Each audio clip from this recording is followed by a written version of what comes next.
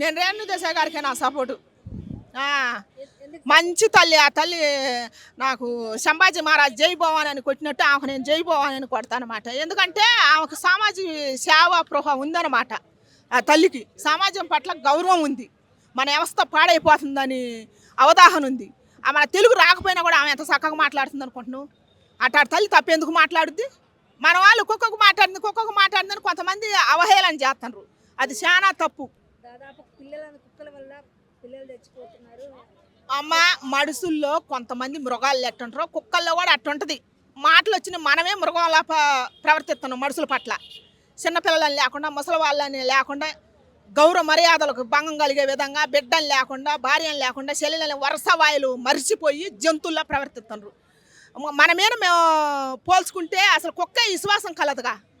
మహాకాలభైరవి అని గుళ్ళు కూడా ఉండేగా, పూజలు కూడా చేస్తాంగా మనం.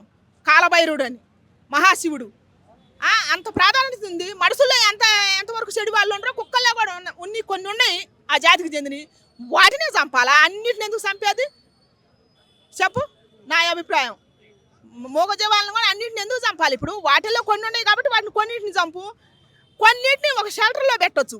వాటి మీద ప్రేమ ఉండోళ్ళు వాళ్ళు పెంచుకుంటారు. ఆమె పెంచుతున్నా అంటుంది కూడా, సవాళ్ళు ఇసురుతుంది.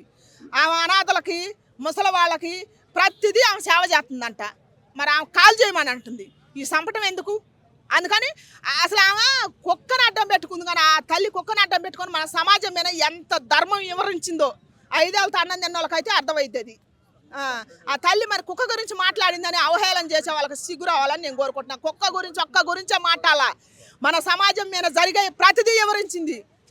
మన పిల్లల ఉద్యోగాల గురించి వివరించింది, మన భవిష్యత్తు గురించి వివరించింది, మన చుట్టూ జరిగే పొల్యూషన్, మన రోత, ఈ ప్లాస్టిక్ వల్ల మనకు ఎంత వస్తుందోనని అవన్నీ వివరించింది. మన పూజలు చేసి మన క్షేత్రాలకు తిరుగుతుంగా, మన పుణ్యతీర్థాలకి అక్కడ ఎంత డ్యామేజ్ జరుగుతుంది అన్ని ప్రతిదీ వివరించి చెప్పింది ఆమె. అందుకని దయచేసి ఆమెను స్ఫూర్తి తీసుకొని ఆమెను ఎంకరేజ్మెంట్ చేయాలని కోరుకుంటున్నా. నేనైతే ఫుల్గా ఆమెను ఎంకరేజ్మెంట్ చేస్తాను. వీడియో పెట్టింది రేణుదేశాయ్ గారు. ఏమన్నారంటే మీడియా వాళ్ళు రాంగ్ థంబ్నెయిల్స్ పెడుతున్నారు, నేను చెప్పింది వేరేలా చెప్పాను, అలాగే నన్ను తిడుతున్నారు అంటుంది సోషల్ మీడియాలో. సో దానికి మీరు ఏమంటారు? పెట్టొద్దు దయచేసి, నేను బదిలాడుకుంటున్నా. మంచిగా ఎంకరేజ్మెంట్ చేయండి.